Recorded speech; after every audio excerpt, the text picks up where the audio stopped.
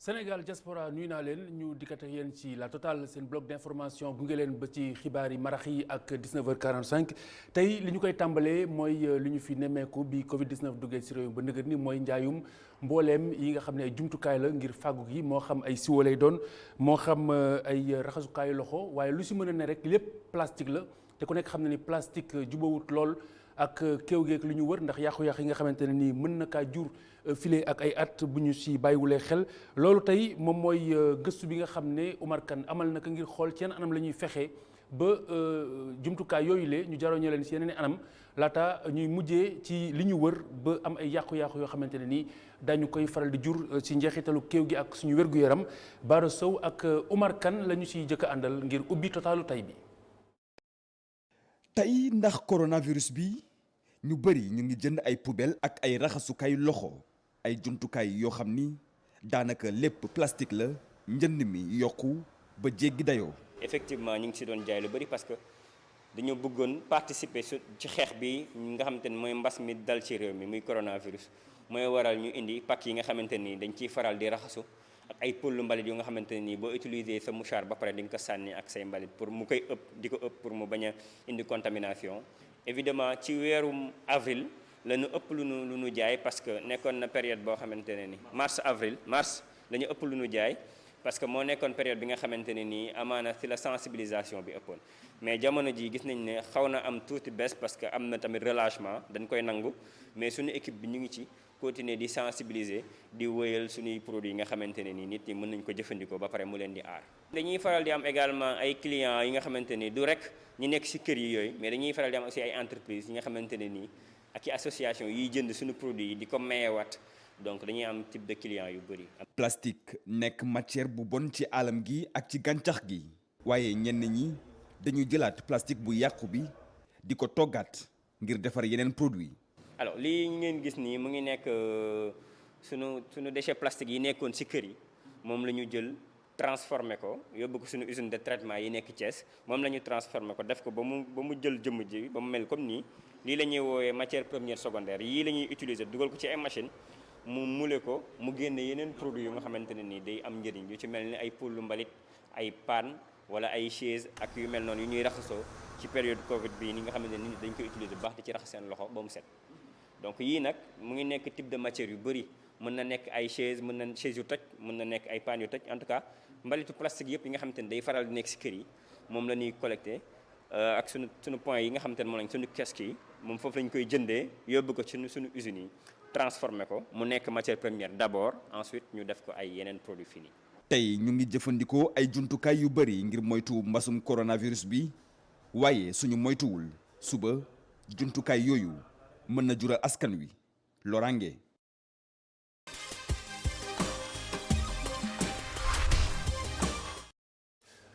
ñu wéy ak yéen ba tey ci la Total ànd ak yéen ci il nous inspire ak professeur El Hadj Songe Diouf il nous inspire mooy kenn ci doomi réew mi ci nit yi démb yi nga xamante ni seen i jaar-jaar ak seen melokaan warees na leen a roy tey jii tànneef yi mu ngi jëm ci soxna sosule di soxna Mame Diarra Bousso way juru Xaadimul Rasuul kenn umpalewu ko ci réewum Sénégal am na lu ñu si professeur Songe Diouf tënkal jukkil ñu ko ci li ñu mën a jàng ci moom ngir demin bu mucc ayib.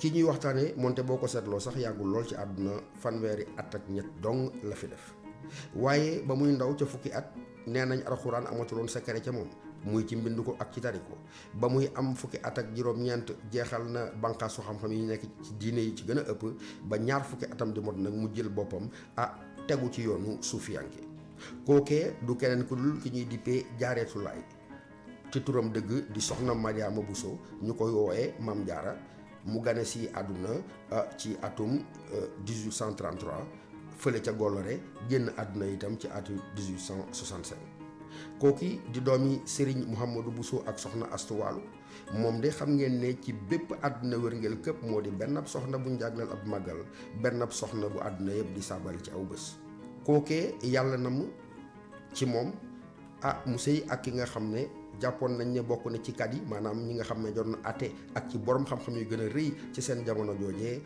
di kooku rek ngeen xam ne moo di Momar Anta Sali Mbàkke ñu yàlla may leen ñeenti bant kenn ki di Serigne Mamour Diarra keneen ki di Serigne Abibulaay ak Soxna Xadi waaye ñooñee dañoo teel a dëddu àdduna waaye kañ ca gën a ràññee nag moo di Cheikh Amadou Bamba ki nga xam ne moo sos yoonu muridisme kooku nga xam ne moom la ñuy dippee Xaadimu Rasuul maanaam jaamu yonent bi wala bëkk néeg yonent Soxna Jaara nag amoon na ay màndarga yoo xam ne jafe na mu daje ci nit waxatuma mu daje ci jigéen kooku lim jàngale mooy toroxlu jébbulu jaamu yàlla bu pare doo desel dara ki nga xam ne moom moo di sa borom kër kooku dafa jàngal àdduna yëpp te jàpp ne at yi nga xam ne coow li dina bari lool ci lu jëm ci àq ak yelleefu soxna yi wax dëgg yàlla Maam Jaara Buso moo mais mën naa jàngal doy na royuwaay wasalaam.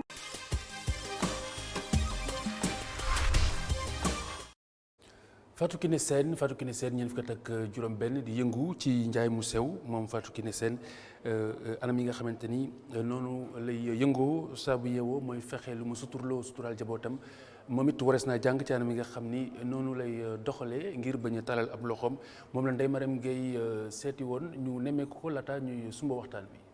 mu ngi tudd Adja Fatou Kiné Sène toll ci ñeent fukki at ak juróom benn nekk soxna su jàmbaar ginnaaw bi mu jugee Kaolack sëy si fii ci Dakar muy daan dooleem ci togg ndekki di jaay ubbi place def ca ay bagage yu sew boole ci itam di togg ci ay xew. place bi nag moom dama ko musa bëgg sama xol jaay parce que bi may soog a commencé rek ci affaire dem jël benn 10 000 francs rek njëkkee ko syndicat dem jënd samay mango samay orange ak samay di tax teg di góorgóorlu ci palaat de boobu aw ma boutique aw ma dara teg ko ci palaat ngelaw léegi yëpp di ma fi fekk ma di ko góorgóorlu di ko muñ ba tey jii yàlla may ma sama borom ko ubbil ma boutique bi fii macha allah daal maa ngi góorgóorlu.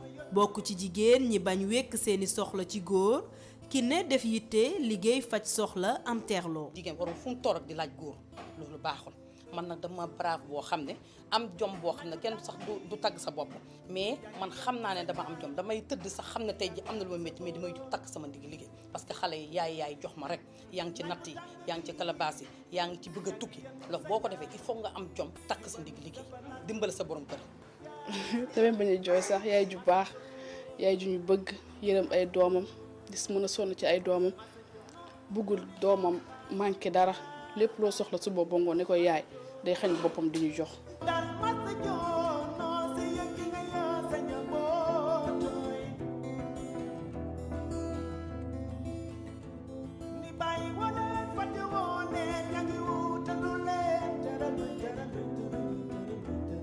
waaye su nit baaxee ndax mbokk yaa ko wax ah waaw Olof Njaay moo ko wax waaye mbokki Fatou Kiné yii dëggal nañu ko.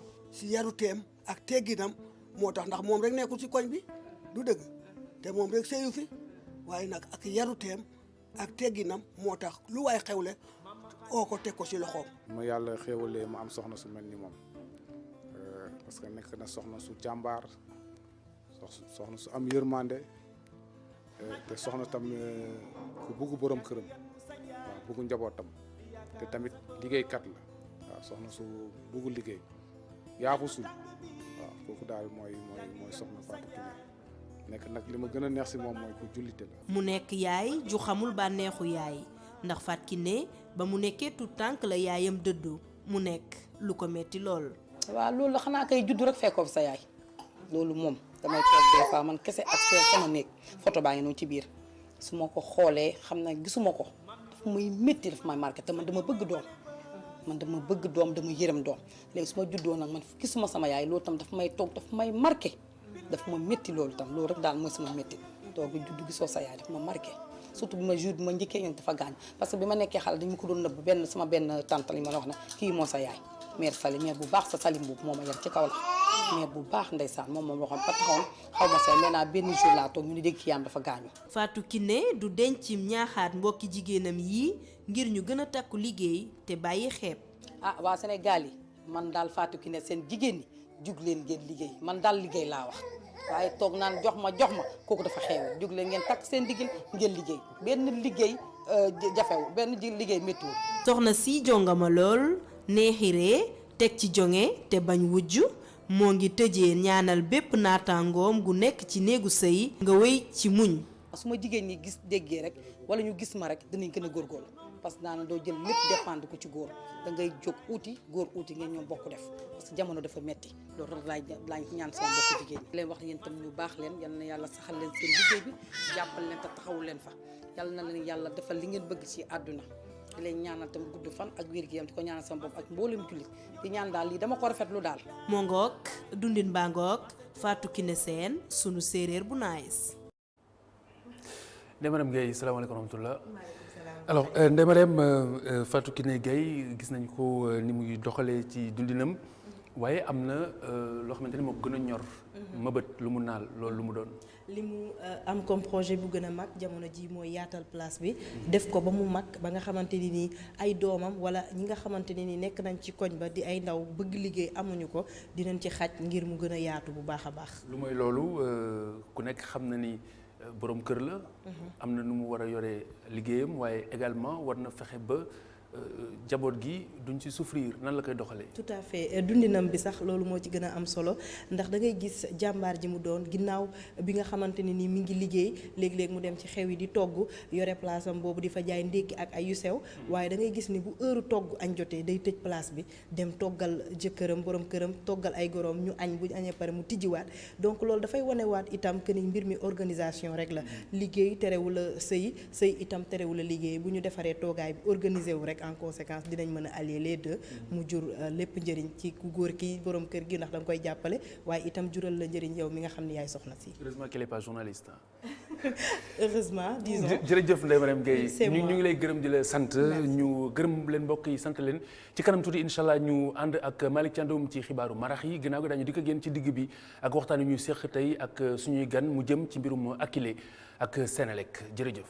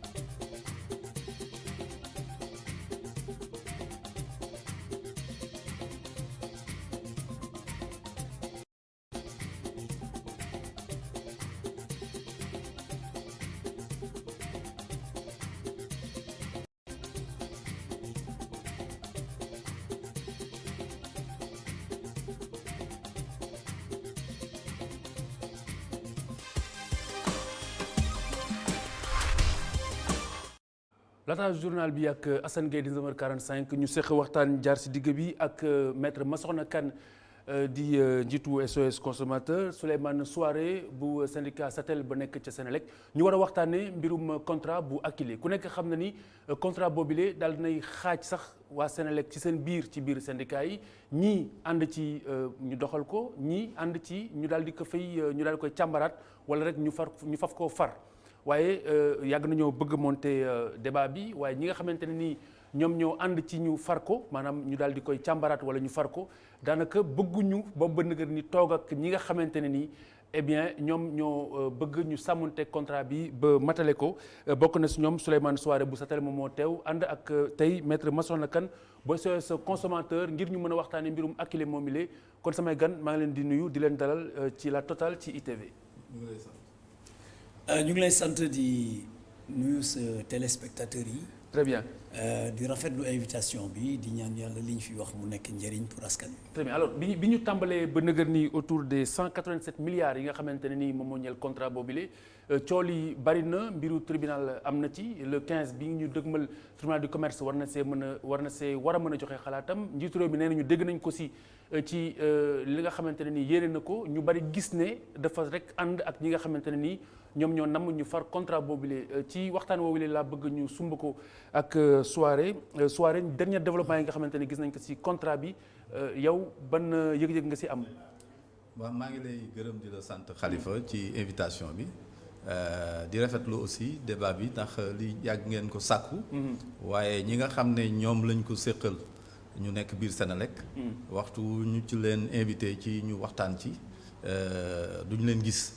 waaw li am nag mooy yaakaar naa ne waxtaan du xuloo du xeex du dóorante kurpeñ mi ngi nekk ci ne ku nekk am nga xalaat ci mbir mi donc mbir moomu donc boo ci waxee sa xalaat ka lay wax ci xalaatam nit ñi dinañ xam fan la mbir mi féete voilà maintenant nag ci li nga xam ne moo aju ci li xew tey ji maax ñëpp ci yem ndax man dama yeewu taal suma portable xool sama ci journaux yi gis ci développement boobu li ma ci xam daal mooy ne semaine bii di ñëw bii weesu ci benn plateau ci seen benn confrère waxoon naa ne mbir mi seen état bi jël na ko en charge mi ngi koy régler la ca état bi di def nag kooku man duma ko commenter ndax état moom mooy actionnaire majoritaire u Senelec moom Senelec donc ñun ñi nga xam ne ñoo fay liggéey ay employé lañu employé nag moom mooy ñun lépp lu ci xew rek dañ koy jën ci jël acte seetaan ba xam fan la wànnete di mujj ak i gëtëm la ca am solo nag mooy ñun lu tax ñu jël position bi ñu jël. tamit dañ ñëw léegi si loolu maître Massokhna Kane dernier développement yi ban njàngat nga si am laata ñu ñëw ci position de départ yi.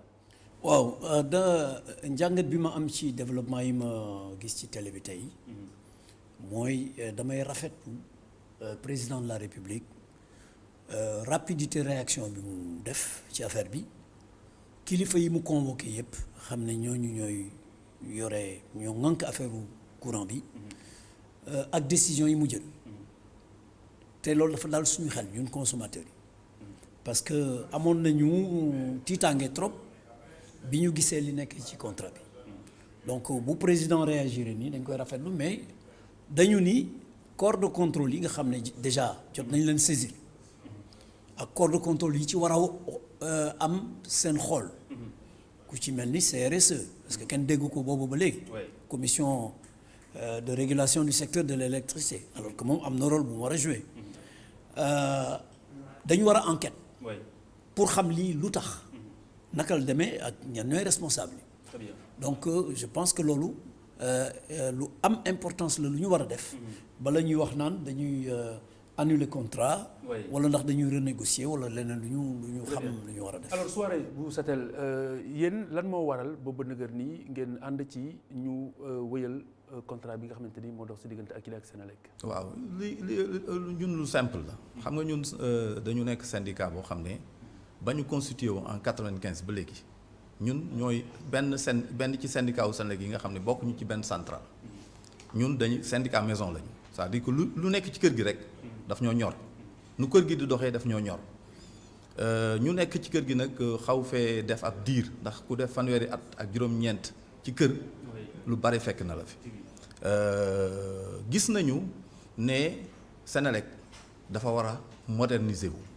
ku mel ni association de consommateurs yi ay ñoomin maître Massokhna Kane ak ñeneen ñoomin Momar Ndao ak ñu mënti doon yaakaar naa ne seen combat bi gën a légitime moom mooy ne tey jii Senelec dafa war a joxe électricité boo xam ne bu mucc ayib la waaye bu ko joxee te mu mucc ayib ñu koy wax qualité de service war na aussi di présenter service à la clientèle muy loo xam ne lii jëfandikoo yi ñoom ñoo koy aajo mu nekk lu mucc ayib loolu nag ci processus de modernisation boobu nga xam ne dañu ci yeesal boobu offre de service bi nga xam ne moom la Akilee andi ci lu bees ci Senelec te tey jii réseau Senelec mu nekk réseau boo xam ne am na système bu koy superviser mu nekk un système numérique ñu koy wax SmartSen tey jii waxtu wu nit amee panne wala défaillance am ci réseau bi boo wootee fekk na ñoom gis nañ ko ba pare te loolu moom mooy avenir u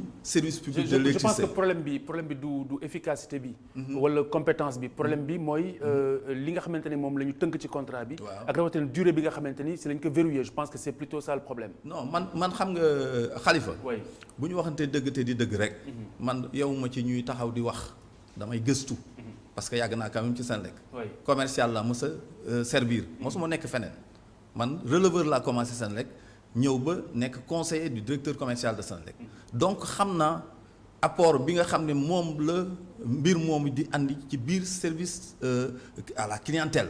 et tout ça justifie li ñuy dénoncer ci contrat bi. xam nga contrat normalement bu fekkoon ne dañu jaar ci yoon. warul nekk loo xam ne dañ koy nekk objet de polémique. ndax Senelec quand même société bu mag la ba mu daree signé ay contrat yàgg na yaakaar naa ne li ñu fi signé ci ay contrat kenn mënu ko xayma ci ay ci nombre ak ci milliards bu ñu demee nag ba contrat nekk mbir moo xam ne dañ koy jaaba jonge teg ko ci kaw place publique bi ñu koy waxtaanee di ci def ay débat di ko yóbbu ci foo xam ne waru faa yegg ku nekk mën a am interprétation booy joxe ci biir contrat bi là y a problème benn la ñaareel ba mooy lan mooy ne Senelec société bu mag la du société bu ndaw société buy def 392 milliards de chiffre d'affaires par an nekkul société bu ndaw donc moom ci biir Senelec mais am na ay cadres yu fa nekk am na ay directeurs yu fa nekk contrat bi ñu koy signé avant ñu koy signé at ak genn wàll lañ ko discuter AMI du moins MOU bi moom mooy li tax Senelec am autorisation pour mën a signer contrat bi APIX moom moo ko signé jox ko autorisé Senelec pour mu kii ko conseil d'administration wu Senelec moo ko autorisé pour ñu entamer discussion bi bu ñu ci jógee pour ñu dem sax ci création wu accéléré pour dire que processus bi képp koo xam ne kii nii yaa ngi ci biir processus bi tey jii bu fekkoon ne sax dañuy wax dara mu nekk loo xam ne lii nii normalul ku ci nekk am nga ci responsabilité. alors maître la moo leen si déranger. li ñu ci dérange bari na parce que suñuy intérêt la. xam nga Senelec bu ñëpp la. parce que service public la. électricité ñëpp ko soxla. donc et ñëpp koy jëfandikoo. et problème bi ci am bi gën a am importance mooy problème mu njëg bi. xam nga biñ ko fi yokkee la dernière fois ñun dañu jóg wax ni jaaduwul. parce que ci plan yeesal bi nga xam mooy plan stratégique yu Senelec 2016-2020 dañu constater d'abord ni courant yi gën a cher ci àddina bi Senelec ci la bokk. mais en l'espèce la moo tax. loolu mooy benn la moo tax ngeen ñuy torpiller contrat bi. ah non contrat bi baaxul manifestement. ci seen anam. sur les boo ko jàngee. contrat bi boo ko jàngee. yow bu fekkee juriste nga da ngay tiit. parce que loo xam ne kenn mas ko gis ñu boole ko ci benn contrat. alors mon honorable ami Souaré contrat bi sur la place publique xam nga loo xam ne ñëpp a ko bokk il faut ñu koy waxtaanee surtout bu ñu yaakaaree ni am na ci loo xam ne lii jaarul yoon dafa laaj ñi nga xam ne am nañ xam-xam yëpp ñu wax ci c'est-à-dire dañu am chance parce que juriste nga en même temps donc mën nga ñu wax très clairement yan ponk mooy ponk yoo xamante ne méngoowul. non dafa bari xaju fii. mën naa ko détailler pièce par pièce yi ci gën a fës. mën naa ko bon yi ci gën a fës. d'abord mooy procédure bi parce que Senelec c'est une société publique. donc d'ailleurs ku fa détourner xaalis deniers publics la. tu es poursuivi pour deniers publics. alors comment se fait-il que Senelec mënul passer contrat sans mu am appel d'offre wala mu am autorisation exceptionnelle bu direction centrale des marchés publics. xam ni saa yu masaan jënd compteur 50 000 compteurs sax. te li may wax c'est sous son contrôle parce que comme il dit yàgg na fa. Senelec masul mën a jënd 50 000 compteurs. te amul appel d'offre international wala ñu autoriser ko en cas d'urgence mu def entente directe. alors comment se fait-il que Senelec par un contrat avec un privé parce que Akilee c'est un privé. mu mën a signer hors de tout système de contrôle. mu mën a signer benn contrat boo xam ne bii benn ci disposition bi rek négocié durant une année. benn bi rek non seulement même si c'est négocié pendant 5 ans. li am importance mooy li ñu signé. pas la ñuy négocier. alors li ñu signé ñun bi ñu ko jàngee 20 pages la contrat bi 20 pages. annexes yi il y a 8 annexes 8 annexes yi boo ko totalee war na jege 50 pages wala mu ëpp ko. annexes ci annexes yi am na ci benn disposition financière. kenn mënu ci teg bët. pourquoi te loolu ci xolu ki enfin xëy na dañ koy nëbb. mais en tout cas jëm nañ fu ne je ne sais pas peut-être monsieur Souaré dama ko mën a jox. est-ce que confidentialité bi war a entourer contrat bi mën na ko permettre légalement. même clause de confidentialité. bi ci nekk ci contrat bi. c'est abusif. parce que dañ ni Senelec amul droit wax ci affaire contrat bi li nekk ci biir information yi ci nekk yépp pendant la durée du contrat et 10 ans après. l'expiration du contrat loolu jaadu ñu tënk la donc pour 20 ans prescription am après derrière. non déjà loolu benn jafe-jafe la bu ci nekk. ensuite comme on a dit mu commandé 2 700 000 compteurs. direct amul appel d'offre amul dara. te li ci garaaw mooy ki mu koy commandé du ko fabriqué. parce que Akilee du fabriqué compteur. daf koy dem jëndi fan la koy jënde ci ki daan jaay Senelec compteur muy Exim. Exim mi nga xam ne chaque fois bu ñu defee appel d'offre. bu ñu ko attribué keneen Exim day attaqué décision boobu ñu ñëw ci ARMP jël décision ni nañu relancer appel d'offre bi nañu renégocier. waaye léegi bu ñu nee direction actuelle bi dafa dem na négocier yeneen xeeti contrat yeneen xeeti compteur que loolu la bëgg a yéwénal moo waral muy torpiller contrat bi entre autres. loolu lan la si mën a indi comme élément li ko wax la engagé man daal ci fee yi laay yem man damay yem ci fee yi rek. c'est-à-dire li nga xam ne mën nañ ni lii fee la bu am. du ma qualifié. danaa poser nag ay questions.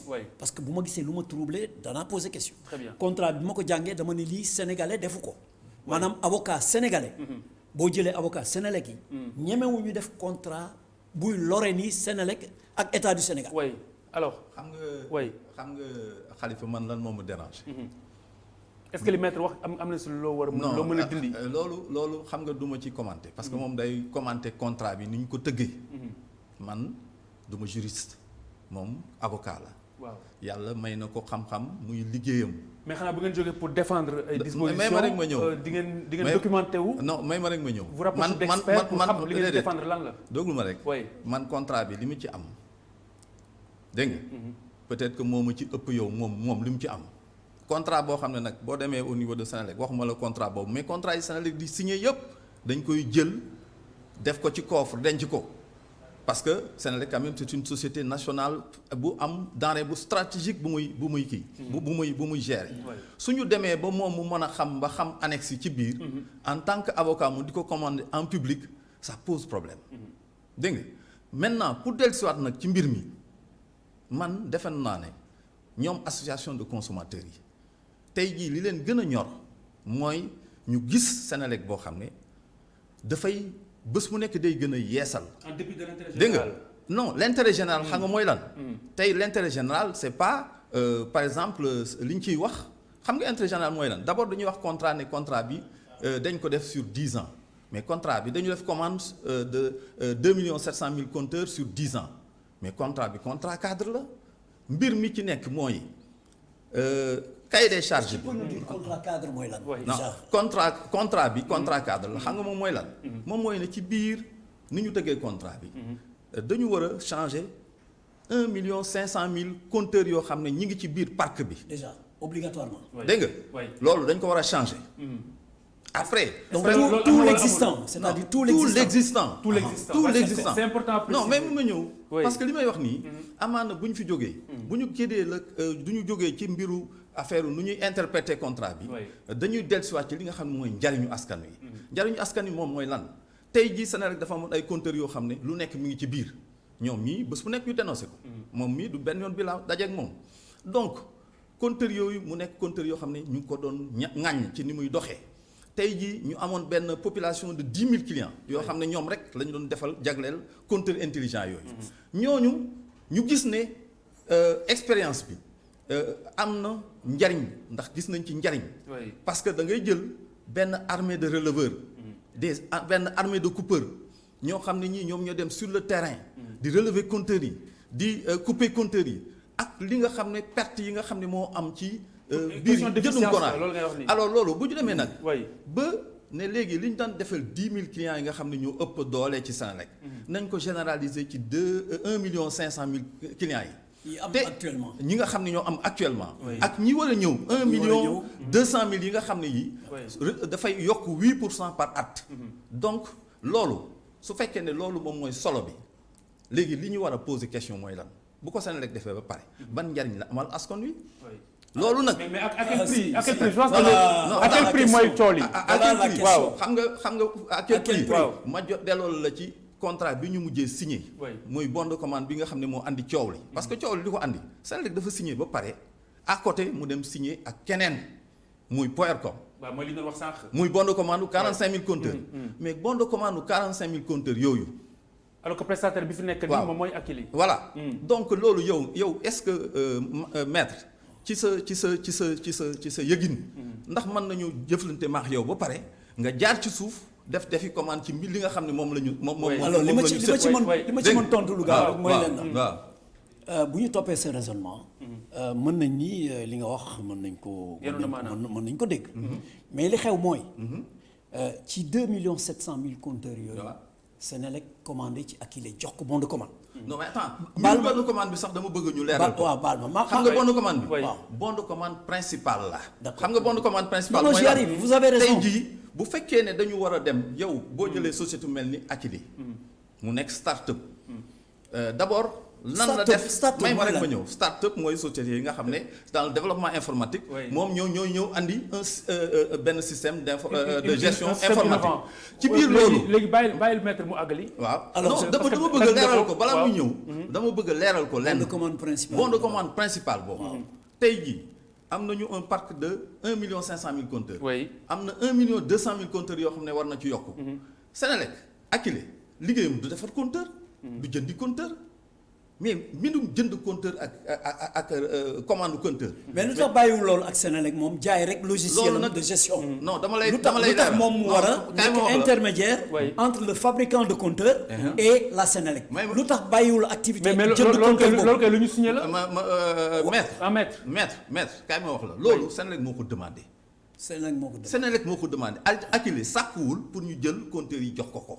xam nga yëf yi nu mu demee Senelec moo ko demandé moo tax ñu def ko ci contrat bi. jëndub compteur yi nañ ko dénk Akilee. xam nga lu tax xam nga lu ko andi. dañu dem en 2016 ba 2017 ñaari chinois yooyu nga xam ne ñooy fournisseurs yi ñuy reyante ci jëndu ci man maa war a jaay Senelec kii moo ko war a jaay marché bi dem fële. ARMP ak DCMP. DCMP bu ñu demee DCMP ñu daal di jox dëgg. société bi nga xam ne mooy Exim nga xam ne moo doon fournir Senelec compteur. te Kulu mooy client bu bees bi. te li tax mu loolu ñëw am na lu bari lu ci nekk loo xam ne. mënuñu ci dugg. je pense que cooy bari na et puis. question yi ñu war a évoquer bari na. léegi dama bëgg mettre mu daaneel si aspect boobu parce que am na aussi aspect bu am importance boo xam ni Sénégalais yu bari ñu ngi koy posé wu. mooy jamono ji ñu toll nii ki nga xamante ni moo fi nekk di bite jiite kër gi li muy remettre en question ki ko fi bàyyi woon. tey jii mooy kilifaam. waaw léegi. bala ñu ñëw si aspect boobu peut-être. waaw léegi nga baal ma moom dafa wax ne. compteur yi fi nekkoon dafa amoon ay problème moo tax ñu war a def compteur intelligent remplacer li fi nekk yëpp. muy 1,5 million compteur. mais compteur Woyofal yi xanaa bokk ci. compteur Woyofal yi prépaiement la boo xam ne bii. actuellement ñu ngi koy généraliser. ci politique bu Senelec baal ma rek. ñu ngi koy généraliser. donc compteur yu bees la yoo xam ni. yow da ngay fay courant bi ba pare avant nga koy jëfandikoo. donc loolu perte Senelec mënu faa am. mais déjà idée généraliser remplacer tout le parc. loolu ñun d'accord ci. parce que paiement bu gën a cher la. ba pare compteur yu bees yi. dafay am capteur boo xam mooy permettre Akilee. muy contrôler te yow consommateur bi. pour nga mën a accéder ci information yi foog nga jënd application wu nga abonné ci application Akilee. donc yooyu yëpp mooy impact financier yi tax ñun ñu intervenir. léegi balaa ñu ñëw si beneen aspect mooy aspect bu ma leen wax nii mooy dans quelle mesure aspect politique bi nga xamante ne ñu ngi koy soupçonné ci biir dossier bi. noonu la taxawee parce que comme ni ma ko waxee léegi ku nekk xam na protagoniste yi. ku nekk lan mooy sa position. comme ni ma ko tuddee léegi. man ci mbir moomu li ma ci wax lu simple la. man dama nekk républicain man état laa gëm. ndax république mooy système boo xam ne dafa am lu ñuy wax ay institution yooyu nag gouvernement ci la bokk. ministre ci la bokk. assemblée nationale ci la bokk. man dama yaakaar ne. tey jii mbir mu mel ni bu amee. balaa koy kenn di yëg mu nekk sur la place publique. diggante directeur général bi ak ministre bi. war nañ cee waxtaan ba ñu yëg ne seen diggante ñoom ñaar amuñu déggoo. loolu am na wala amul. loolu yëguma ko fenn. yëguma ko fenn. loolu nag loolu nag. pour man loolu moo ma ci gêné man. ndax ci jamono jii ñu nekk. ak ci dëkk bu ñu mës a nekk. un directeur général fu mu mës a amee problème ak ministre warul nekk loo xam ne dafay nekk sur la place publique. tey jii nag loolu mooy la question nodale mooy nan nañu def ba tey jii ñuy dem ba sax muy am arbitrage du président de la République. parce que loolu c'est des questions de fond politique bi. waaw yow bokk nga si nga xamante ne nii am ngeen si njort daal bu fort. dama ne dossier bi man li ma ci xam bari na. que mbir mi politique la. li ma ci xam bari na. waaw dama ne su fekkoon ne ñi ciy wax ñëpp. am na ci ñoo xam ne ñi ngi dugg ci dossier bi di ci wax seen yoon nekku ci. seen yoon te nekku ñuy ci ay sénégalais. déedéet waxuma ne ay sénégalais duñ ko attaqué sur l'angle politique. mais diggante contrat bu ñu signé boo xam ne bii nii un directeur général moo ko signé. am ci ndigalu conseil d'administration am ci yeneen ak yeneen ak yeneen. mais lan moo ci andi. des gens yoo xam ne dañu nekk sur la place ci ruq bi. di activer. di jël nit di ko ŋaññi di ko teg sur la place publique di ko attaquer dans son honneur. maître yow aspect boobu lan nga si xam. waaw man li ma si mën a wax rek mooy. contrat bi sénégalais yëpp la concerné. même bu fekkee Sénélec ñoo ko signé ak Akilee. ça concerne tous les sénégalais. parce que day impacter dundu sénégalais yëpp. mais politisation bi mooy Sénélec. charge bu mu am. charge bi charge d'exploitation la dañ koy répercuter ci tarifu électricité bi. alors maître est-ce que jàpp nga la dernière fois la dernière augmentation. bi ñu waxee ni Sénélec. dafay am perte temps. dañu ko xaaj. benn partie bi ñu ni état bi moo koy supporter budget de l'état. donc suñu xaalis parce que le budget de l'état sont nos impôts yoon. bi ci des ñu ne consommateurs yi ñoo koy supporter. loolu taxul ñu yokk électricité parce que charge yi dafa bare état ni man dootuma subventionner perte yépp. une partie laa ciy jël bi ci des ma xëpp ko askan. mais bu ñu gisee contrat boo xam ne dafay lor. Sénégal daf koy lor mais pour ñu avancer rapidement aspect politisation bi ñu siy junj yow noo ko gisee. non man du ma wax ni politique la man li ma gis mooy. en tant que juriste ñu def nañ ay recherche documenté wu bu baax a baax ci affaire bi. xool ko gëm ne lii day lor Sénélec day lor sénégalais yi. très bien alors ñu loolu lañ gëm. fan la ñu jëm loolu moo tax ñu wax ci jëm. mais bu doon avantage yu sénégalais. danañ ko xam. bu ñu ñëwee ci dossier bi nga xamante ni àgg na ci tribunal du commerce. ñu war ko arbitrer le 15. gis nañu ne li ñu ci relevé. mooy Akilee si boppam. constitution bi maanaam ni ñu ko taxawalee. méngoowul ak yoon. dafa waroo ak yoon. ci société bi mel ni Sénélec. est-ce que loolu warul jural njàqare képp koo xamante ne nii njëriñu Sénégal yitteel na la maître notamment bu ñu demee ba remettre en question lu ni mel. mel ni Sénélec amul mécanisme yu koy permettre. tey jii mu war a mën a signer un contrat en bonne et due forme. contrat avec une société wala avec un GIE si vous voulez légalement constitué. c'est-à-dire boo exposer fait yi. waaw boo exposer fait yi rek da ngay déjà tu es troublé tu te dis qu'il y a quelque chose qui ne va pas.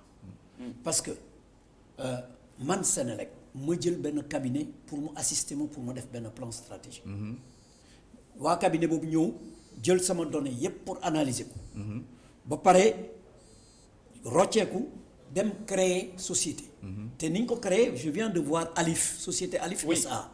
société Alif SA 2016 lañ ko créer. ba pare ñu ne moom ak Amadou Ly ñoom ñoo ñëw jënd ay parts ci Akilee créer Akilee. donc montage société yoo xam ne dañu am au même endroit. ba pare ni ñoom seen logiciel boobu ñu am. mi ngi jar 500 ñu ngi ko évaluer à 582 millions. moom la ñuy indi comme seen part dans la société Akilee. Sénélec war a indi moom 300 millions mooy paaram. donc Sénélec moo indi xaalis ñoom ñu indi logiciel boobu xam ni ñu ngi ko jëlee Alif moo ko moom. ak Amadou Ly ñu ñëw dugal ko ci Akilee. ci capital bi. ba pare Akilee moomu pendant que ñu ngi def. élaboration plan stratégique bu Sénélec bi. ci plan stratégique bi déjà ñu ngi ciy wax ni Sénélec dina bokk ci Akilee. kon maître dafa mel yow li ngay wax nii dafa xaw a cof. non man wala muy flirter tuuti délit d'initié. man du ma qualifié man fee rek laay wax. waaw mais justement fee yi nga wax. fee yi nga bu ñu exposé mais bu ñu exposé fee yi. dafay xaw a méngoog délit d'initié. juriste boo exposé mais est-ce qu'on est d'accord maître que bu ñu analyser fee yi nga wax teg ko ci table ji loolu lay gën a méngool. ñun dañuy ñëw dem ci Akilee.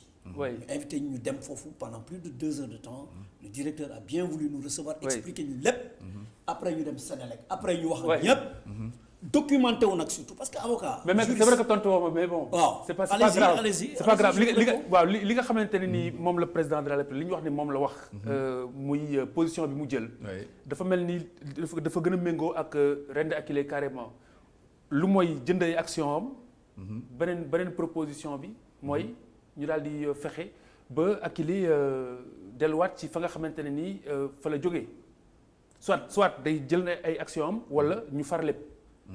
wala ñu annulé ñu dissoudre lépp wala ñu annulé lépp. ah waaw mais je sais que loolu décapitation la loolu. en tout cas avocat wu Sénélec yi yaakaar naa ñu ngi ciy liggéey. ak avocat wu Akilee yi. parce que gis naa ci journaux yi que am na assignation en dissolution. de Akilee parce que on aurait violé les règles de constitution. c'est ça de cette société. mais loolu ragluwul si société bu toll ni Sénélec. waaw mais yooyu mën na am ay erreur moo ci nekk. mën na am ay erreur. parce que man du ma présumer. que nit il est coupable. mais boo exposé faits yi rek. tu es troublé. très bien te faits yi mooy contrat bi succession événements yi chronologie des événements. créé bi société après nga créé bi génn fële ñëw créé lii. dafa tey xel. voilà donc. très bien alors fait yooyu man ci laay c'est vrai que waxtaan bi mënoon naa gën a yaatu. je poursuis pas ça. j'attends les corps de contrôle. c'est ça bu ñu defee seen liggéey ba pare. mënoon na gën a yaatu mais je vous accorde juste 30 secondes. parce que war nañu moi j'aurais bien voulu lui répondre sur les compteurs. sur les bons de commande là. waaw à une autre occasion. mais loolu sax mën naa ko ci répondre en 30 secondes. mais maître ndax xam nga. temps bi li andi ñu jënd compteurs yi di ko jaarale par Akilee dañu def bon marché public def commande. le compteur est revenu à $125 ba pare ñuy toog at. du ñu am compteur.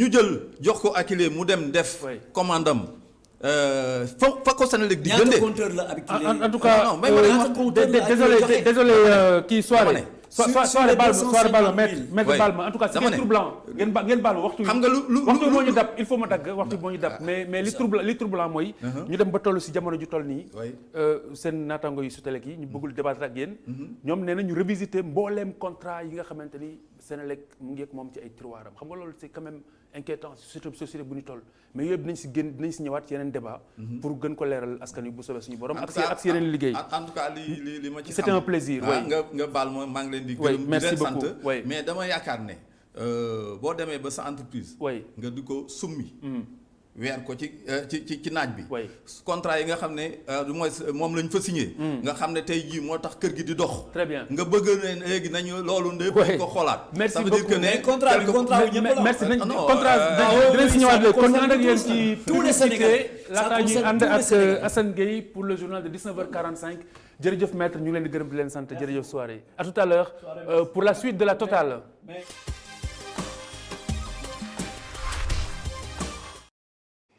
Mamadou Diagne, bonsoir. Bonsoir Khalifa Diakhaté. Alors une question d'abord concernant la mort du président burundais Pierre Nkurunziza et c'est une question qui vient du site Libre Tribune qui se demande si l'ancien président n'est-il pas mort de la Covid-19.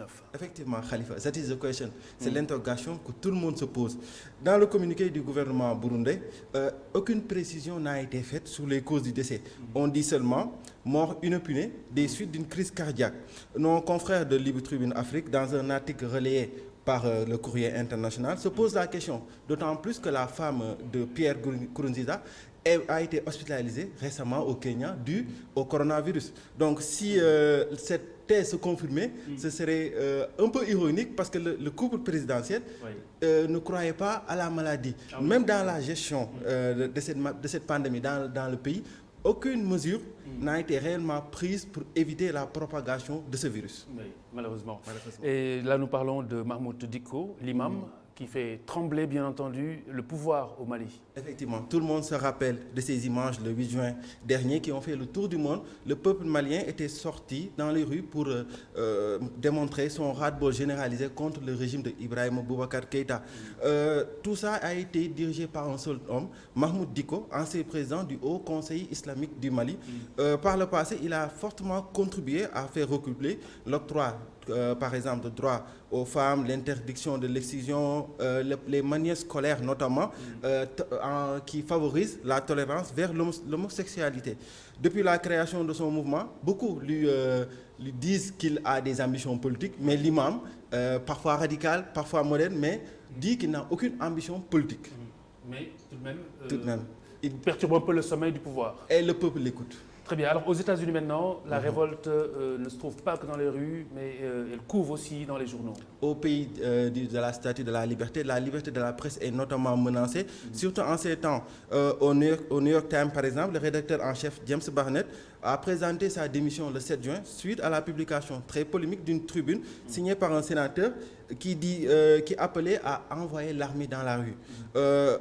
Aussi, dans le Philadelphia Anchor, le rédacteur en chef a encore démissionné suite à une tribune intitulée Building Matters Too, c'est-à-dire les buildings aussi méritent de vivre. Donc, un peu, il y a cette guerre dans les rédactions, il y a cette guerre de liberté d'expression. Chacun veut dire son mot. Aussi, dans le New York Times aussi, il y a un commentaire qui a été fortement réprimandé de journalistes noirs qui se sont vus interdits d'aller couvrir des manifestations liées à la mort de George Floyd. Donc tout cela, pour un chroniqueur du New York Times, a un précédent, c'est les événements de Ferguson en 2014. Qui se rappelle des événements de Ferguson, il dit qu'une nouvelle vague de journalistes noirs a vu comment les Blancs traitaient les journalistes noirs dans les rues, comment toute cette brutalité envers les Noirs, et ça a un peu bouleversé la manière de voir les choses. Et maintenant, au sein des rédactions, il y a toute une idéologie qui est en train d'être véhiculée par ces journalistes, et même au sein des réseaux sociaux. Certains Noirs se sont vus sanctionnés parce qu'ils soutenaient publiquement les manifestations sur les réseaux sociaux, alors que dans la politique interne de ces organes de presse, il est interdit de prendre part pour tel ou tel parti dans ces organes. Très bien, c'est compliqué quand on impose la clause de conscience dans ce cadre. Alors au Brésil maintenant, avec la gestion catastrophique du coronavirus qui relève des inégalités assez profondes. Là aussi, Khalifa, encore un président qui ne croit pas au coronavirus. Bolsonaro qui n'a pas pris les mesures, qui dit aux gens, sortez dans les rues, marchez, faites ce que vous voulez, on va tous mourir. Encore un qui croit que le coronavirus n'est pas une pandémie qui tue. Le Brésil est passé hier pour être la troisième nation où on constate le plus grand nombre de décès liés au coronavirus après les États-Unis et le Royaume-Uni. Donc, pour un peu parler de la dangerosité de la maladie dans ce pays, il faut aussi ajouter que dans ce pays, les couches vulnérables sont beaucoup plus touchées par cette maladie. Les Noirs, les personnes aussi indigènes sont touchées par cette maladie. Et aussi, c'est lié à la pauvreté, parce qu'il y a un problème d'accès à l'eau. Et au Brésil, comme personne ne peut s'y attendre, il y a des laboratoires privés. Il y a des tests qui se font à l'aide de laboratoires privés. Donc, si vous êtes pauvre, vous pouvez attendre, parce que les systèmes sanitaires, quand on connaît l'écart entre les pauvres et les riches dans ce pays, donc ce qui explique beaucoup de choses, tout cela ajouté à une mauvaise gestion de la pandémie, on peut largement se douter que la pandémie va encore vivre un certain moment dans ce pays. Merci beaucoup Mamadou Diagne. Donc rendez-vous demain dans La Totale pour un autre coin web. La suite de La Totale avec le dossier du jour dans quelques instants.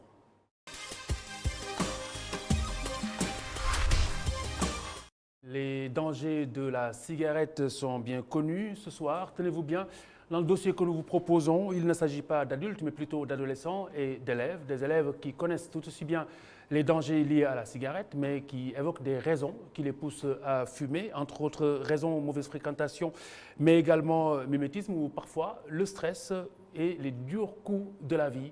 Mme Abdougaï Kassé. Dans cet établissement, situé en plein cœur de Dakar, ces élèves âgés entre 13 et 20 ans fument tous. Parmi eux, ce jeune homme. Il est en classe de terminale. Il a commencé à fumer à l'âge de 11 ans. Ce sont des amis qui m'ont influencé. C'est pourquoi je fume. Au début, c'était un jeu. Mais maintenant, je suis devenu accro à la cigarette. Je peux fumer 3 voire 4 fois par jour. Cela dépend de mes humeurs. 3 fois ou 4 fois, ça dépend d'être. Depuis, aucun jour ne passe sans qu'il ne prenne une clope en argot. Aujourd'hui, addict, il se cache. Un jour, une voisine m'a surprise en train de fumer. Elle est allée le dire à ma mère et par la suite, ma mère m'a questionné, mais je lui ai répondu que je ne fumais pas. C'est alors qu'elle a pris mes mains et a senti l'odeur qui s'y dégageait. Elle m'a hurlé dessus. Après, les choses se sont arrangées. Elle m'a demandé de trier mes fréquentations.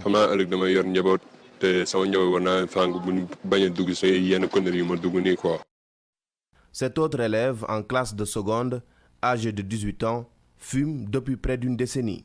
Le plaisir, la mauvaise influence et fréquentation l'ont entraîné dedans.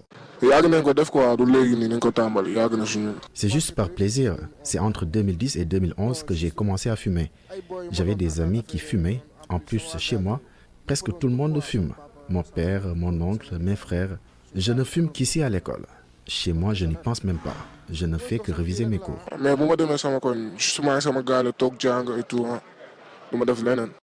Il aurait aimé ne jamais fumer une sèche. C'est dangereux de fumer la cigarette. Ce n'est vraiment pas quelque chose de bien. Avec le temps, j'ai beaucoup de regrets. Il y a beaucoup de conséquences, comme le cancer et d'autres types de pathologies. Je vais essayer de l'abandonner. Samba, élève en classe de terminale, fume la cigarette depuis seulement 6 mois. La conjoncture est la raison principale. Sa famille est au courant. Un événement qui l'a particulièrement frappé. Ma mère a ouvert mon sac et y a trouvé un paquet de cigarettes. Elle m'a demandé si c'était vraiment à moi. Je lui ai répondu oui. Elle a eu profondément mal. Je l'avais vraiment déçue. Elle m'a par la suite ordonné de laisser la cigarette.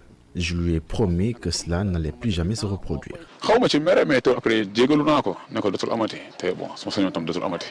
La cigarette est nocive pour la santé. Les fumeurs passifs sont 10 fois plus exposés. D'après l'Organisation mondiale de la santé, la cigarette tue 8 millions de personnes à travers le monde chaque année. La cigarette d'autant plus dangereuse avec notamment l'arrivée de la Covid-19. Et Mamadou Gaye Kassé, bonsoir. Bonsoir. L'occasion pour moi de souligner également que vous avez tourné ce dossier avant l'arrivée de cette pandémie au Sénégal chez nous. Oui, très bien, Khalifa. Ce dossier, nous l'avons tourné au mois d'octobre, soit 2 mois avant l'avènement de la pandémie à coronavirus à travers le monde. Et justement, qu'est-ce qui vous a le plus frappé quand vous êtes allé à la rencontre de ces élèves? Bon, Khalifa, je dirais que 2 choses m'ont particulièrement frappé quand j'ai été à la rencontre de ces jeunes, quand j'ai été voir ces élèves. Oui. Premièrement, c'est leur âge. Comme je l'ai dit dans le reportage, dans le dossier, l'écrasante majorité d'entre eux vient à peine d'avoir 18 ans. Et le comble est qu'ils vous disent, j'ai commencé à fumer au début des années 2010-2011. Ça fait une décennie, voyez-vous. Et ils ont fumé très voilà. jeune. Et ils viennent d'avoir à peine 18 ans. Donc quelqu'un qui fume entre 10 et 11 ans, on peut le considérer comme un grand fumeur. Mais c'était facile de les approcher? Non, c'était hyper compliqué. Ouais. Parce que, comme vous le savez, c'était déjà la première fois qu'ils me voyaient.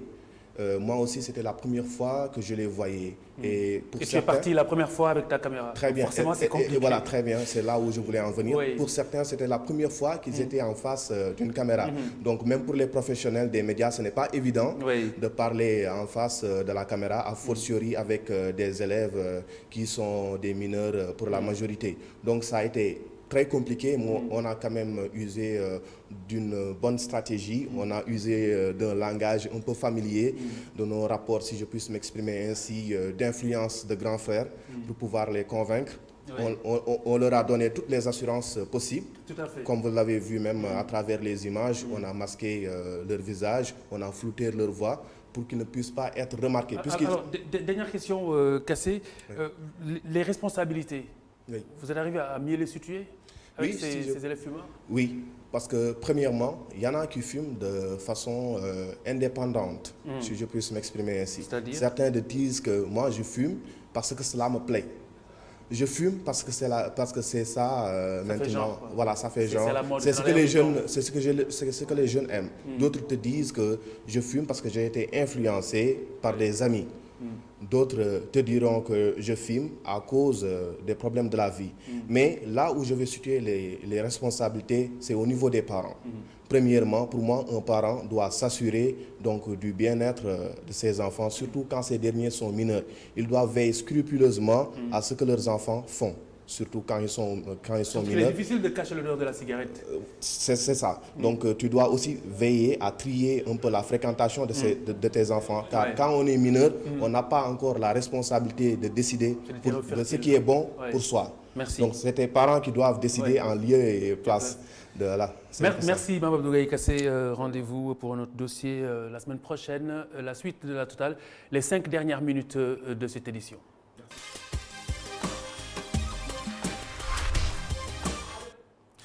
Fodé Silla est ancien député européen, ancien président de SOS Racisme. Il est également actuellement ambassadeur itinérant auprès du président de la République, membre du collectif George Floyd Sénégal.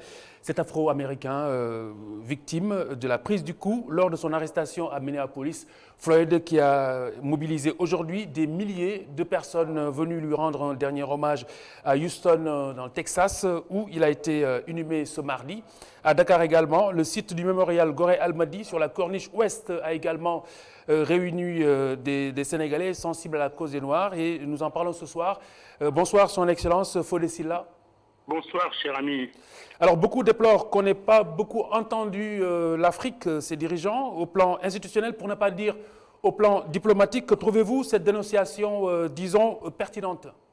Oui, mais je pense que surtout aujourd'hui, on pourrait se dire que les chefs d'État et les dirigeants africains disposent d'un formidable point d'appui avec cette mobilisation et cette indignation internationale. Il y a là une mobilisation très importante et beaucoup de gens partout pensent que c'est le moment, cette fois-ci, d'agir comparable à ce qui a été fait après les grandes manifestations contre les ségrégations internationales aux États-Unis ou comparable aux manifestations anti-apartheid que nous avons fait pour obtenir la libération de Mandela. Je pense qu'aujourd'hui, parce que vous savez, il y a 1200 personnes qui meurent chaque année aux États-Unis dans les relations avec la police. Il y a 25% qui sont des Noirs. Alors du coup, cette affaire, nous le savons, cette affaire n'est pas la première, c'est pas une première. Est-ce qu'on peut en conclure du coup que le racisme est toléré aux États-Unis? Alors, aller jusqu'à dire qu'il est toléré, s'il est toléré, ça veut dire qu'il est institutionnalisé. Donc de ce point de vue-là, c'est un délit comme partout. Mais comme vous le rappeliez, vous savez, Kate Scott, qui est en 2016, a été tué parce qu'on a confondu son livre d'école avec une arme. C'est un autre, Tamir Rice, à Cleveland, qui a 12 ans. On a confondu son pistolet factice dans un parc. Ce que je veux dire par là, c'est que les États-Unis ont un autre problème, c'est la question globalement de la violence. Je veux dire, plus que nulle autre part au monde, un policier américain a plus de chances de se retrouver face à un délinquant qui est armé. Et donc, je pense que ce qui est important à voir aujourd'hui, c'est que suite à ces mobilisations internationales, c'est les premières décisions qui sont arrivées. Et là, effectivement, je pense que la diplomatie a intérêt à appuyer les Américains dans ce sens-là. Encore que là, il s'agit plus d'une question de droits humains que d'une question diplomatique, on est bien d'accord? Oui, on est complètement d'accord. Mais en même temps, vous voyez, par exemple, la réponse qui a été apportée par les Américains. La première, c'est de dire on ne peut pas réformer la police de Minneapolis, il faut la démanteler. Ça, c'est une bonne réponse. La deuxièmement, il faut espérer aujourd'hui que les policiers américains arrêtent, par exemple, de s'entraîner sur des cibles noires et qu'ils passent plus de temps, quand on sait qu'ils sont souvent confrontés aux armes à feu, à avoir des approches psychologiques. Vous savez que même dans les familles afro-américaines, par exemple, ils ont intégré ce qu'on appelle voto. On sait qu'à un moment, il va falloir s'asseoir avec ces enfants, malheureusement adolescents, parce que tôt ou tard, ils ont affaire à la police. On voit également que parmi les décisions qui ont été prises, beaucoup de dirigeants, et ça c'est important, politiques, qui sont censés être des républicains, décident aujourd'hui d'appeler à voter contre Trump. Mais justement, finalement, Fodé Silla, que peut avoir signifié le passage au pouvoir d'un Noir, en l'occurrence Barack Obama? Que reste-t-il de cette expérience, de son passage à la Maison-Blanche? Il reste de cette expérience que les réponses qui ont été apportées par la mise en place de politiques d'affirmative action qui ont permis à toute une génération de Noirs qui ne représentent que 13% de la population américaine, il faut le rappeler, d'avoir un représentant noir, parce que cette politique a consisté à faire entrer massivement par des politiques d'affirmative action des jeunes dans des universités, des jeunes noirs, et ça permet aujourd'hui de pouvoir, pour chaque enfant noir aux États-Unis, il puisse quand même se dire un jour je peux être président de la République, et le symbole est fort. Après, effectivement, Obama, comme aujourd'hui beaucoup de dirigeants américains, ont échoué sur la question de cette libre circulation des armes, qui est un véritable problème pour eux. Mais j'ai surtout envie de dire que moi, qui depuis des années, depuis toujours, est engagé sur ces questions-là, je pense qu'aujourd'hui, il faudrait que nous appelions à une grande conférence internationale contre le racisme, et que, ma foi, ces discriminations massives, ces personnes qui décèdent aussi en tant qu'Africains quand ils sont dans les traversées, jetés à bord dans les mers, ces personnes qui meurent dans le désert parce qu'ils sont transformés en esclavage moderne. Vous savez, il y a beaucoup de Noirs qui sont victimes de racisme, et c'est pour tout cela qu'il faut une conférence mondiale. Et pour terminer, quelle est la part, à votre avis, la part de responsabilité de la communauté internationale, notamment dans la persistance de ce phénomène? Je pense que dans la persistance du phénomène, il y a déjà le fait qu'il faut arrêter de tenir un discours à travers les médias qui sans cesse passent leur temps à dévaluer l'homme noir, à le stigmatiser, à le stéréotyper. Je pense qu'il est important dans la communication qu'on arrête de nous considérer comme des moins que rien. Le racisme culturel qu'on véhicule est quelque chose d'important. Et nous, le collectif à Dakar, nous vous invitons dès l'ouverture du musée